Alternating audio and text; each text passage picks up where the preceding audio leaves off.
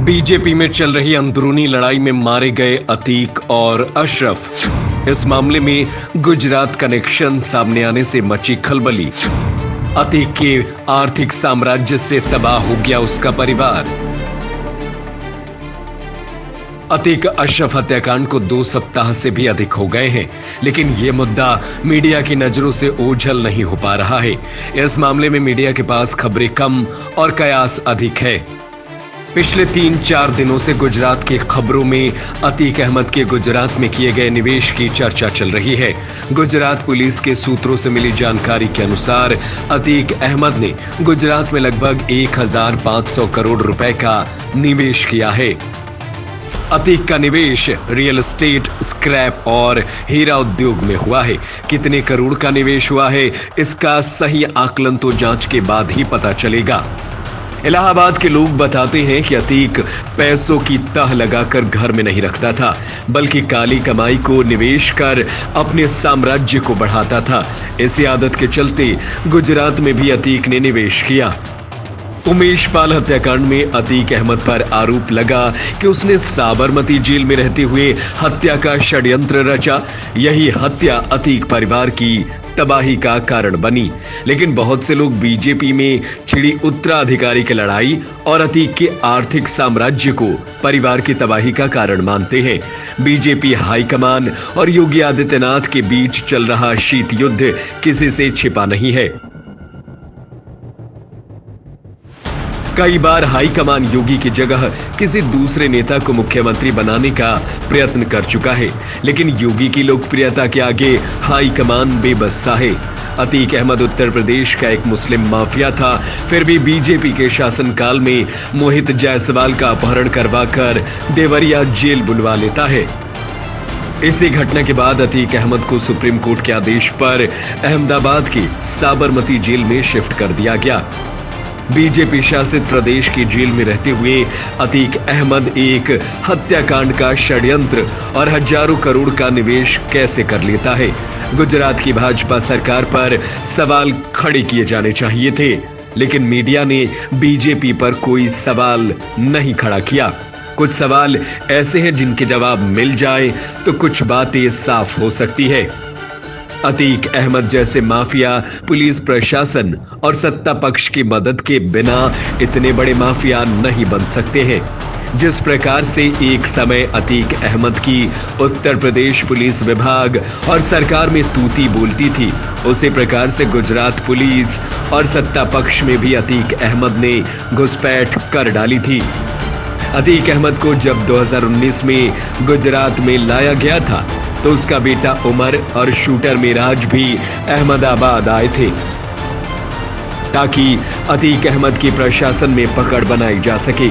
कुछ समय बाद ही उमर को मोहित जायसवाल अपहरण केस में आरोपी बना दिया गया था, तो उमर अंडरग्राउंड हो गया था।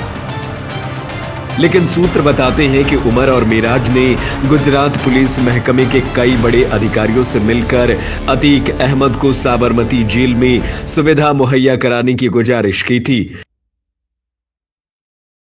लेकिन अधिकारियों ने यह कहते हुए किसी मदद से इनकार कर दिया कि अतीक अहमद एक मुस्लिम सांसद रह चुका है और गुजरात में भाजपा का शासन है। जब तक गृह विभाग से पुलिस को नरमी रखने का इशारा नहीं मिल जाता, पुलिस कुछ नहीं करेगी। उसके बाद उमर और मिराज ने गुजरात के कई बीजेपी नेताओं से मुलाकात की थी। शुरू के कुछ दिन अतीक अहमद को जेल में कठोर दिन गुजारने पड़े थे, लेकिन जल्द ही बीजेपी सरकार की तरफ से हरी झंडी मिल गई। उसके बाद साबरमती जेल में अतीक अहमद का दरबार लगने लगा। जो लोग अतीक से जेल में मिलने जाते थे, उन्हें अतीक की तरफ से मेहमान नवाजी में कटलेट और चाय भी परोसा जाता था।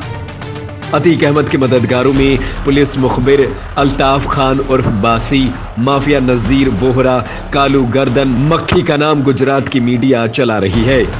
मीडिया तो कुछ आईपीएस अधिकारी और वरिष्ठ नेताओं को भी अतीक का मददगार बता रही है, लेकिन आईपीएस अधिकारी और बीजेपी नेताओं के नाम उजागर नहीं हुए हैं।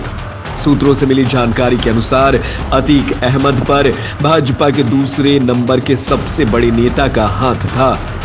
ऑल इंडिया मजलिस इत्तेहादुल मुस्लिमीन पार्टी में रह चुके कई नेता इस बात की तस्दीक करते हैं कि अतीक अहमद से AIMIM गुजरात यूनिट के अध्यक्ष साबिर काबलीवाला जेल में मिलने जाया करते थे। बीजेपी हाईकमान और अतीक अहमद के बीच की कड़ी साबिर काबलीवाला थे। असदुद्दीन ओवैसी भी जेल में अतीक अहमद से मिलना चाहते थे, जिसके लिए काबलीवाला ने प्रशासन से अनुमति भी हासिल कर ली थी। लेकिन कांग्रेस विधायक गयासुद्दीन शेख ने शाह और AIMIM की मिलीभगत का आरोप लगाते हुए प्रशासन के निर्णय का भारी विरोध किया था, जिसके बाद प्रशासन ने जेल मैनुअल के हवाले से अनुमति निरस्त कर दी थी। अतीक अहमद का परिवार सितंबर 2021 में ओवैसी की पार्टी में शामिल हुआ था। यह निर्णय अतीक अहमद ने साबरमती जेल से ही लिया था। अतीक अहमद का प्रभाव इलाहाबाद, कौशांबी, कानपुर, श्रावस्ती के मुस्लिम बहुल सीटों पर था। अतीक परिवार चुनाव में बीजेपी को फायदा पहुंचा सकता था। AIMIM के प्रदेश प्रमुख साबिर काबलीवाला की मध्यस्थता से अतीक अहमद ने साबरमती जेल से ही परिवार को ओवैसी की पार्टी में जोड़ने के लिए तैयार कर लिया था। बीजेपी के दूसरे नंबर के बड़े नेता चाहते थे कि अतीक परिवार AIMIM से जुड़े। उत्तर प्रदेश बड़ा राज्य है, लोकसभा की 80 सीटें यूपी में ही है। नरेंद्र मोदी पार्टी का चेहरा है। अमित शाह मोदी के बाद सबसे बड़े नेता है, लेकिन लोकप्रियता में यूपी के मुख्यमंत्री योगी आदित्यनाथ बीजेपी के चाणक्य से आगे हैं। बीजेपी की विचारधारा में यकीन रखने वाले लोग योगी को मोदी का विकल्प मानते हैं। गुजरात बीजेपी के सूत्र बताते हैं कि योगी और शाह में मोदी के बाद एक नंबर बनने की लड़ाई है, जो आने वाले दिनों में खुलकर दिख सकती है। योगी को कट टू साइज रखने के लिए दिल्ली से अतीक अहमद को चुनाव न लड़ने का आदेश मिला था, ताकि यूपी में बीजेपी को असाधारण बहुमत न मिले और बीजेपी हाईकमान को योगी की जगह किसी और नेता को स्थापित करने का मौका मिल सके।